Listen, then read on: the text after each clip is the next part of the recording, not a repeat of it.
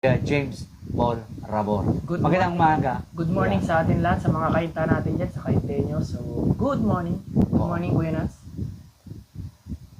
Okay, Dalawang Gold. gold and Wow. isang MVP and certificate. Ito po yun. oo. MVP Taekwondo Dual Meet, ITMF. And then ito po yung kasama ng medal niya. And then ito naman po yung sa Antipolo. Wow.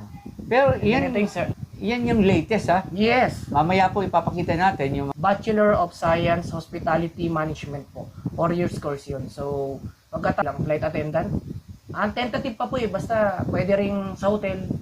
Depende kung anong palarin tayo. May negosyo kung ano. Yes po. Okay, kumusta yung lumber? Paul and Jepper Trading is okay naman po ngayon. Medyo maganda yung ano. Yung laundry naman po is nasa gitna lang naman yung James Yan. siya. Yung laundry. Second dan black belt na po ako doon. Kumbaga, meron din naman. Pwede na tayong hindi na ganun ka na syempre focus sa pagtulong natin kahit natanggap kung matanggap man tayo bilang flight attendant. Syempre matik MMT Kenta chapter. Stay tuned lang kayo diyan. Tuloy-tuloy pa rin ang pagtulong namin diyan.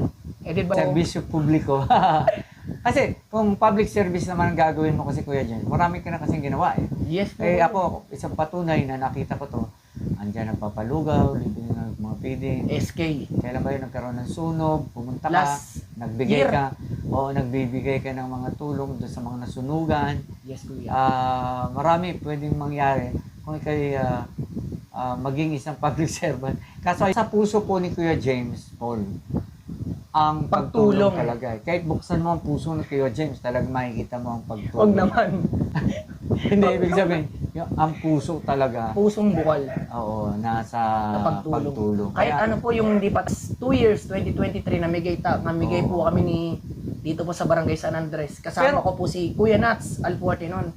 Siguro mga 700 na tawa tayong Kuya Nats. Oo, ang dami nun. Marami. After nun, nakikita ulit sa ating Sa passive post. Yan. Pero ano ba talaga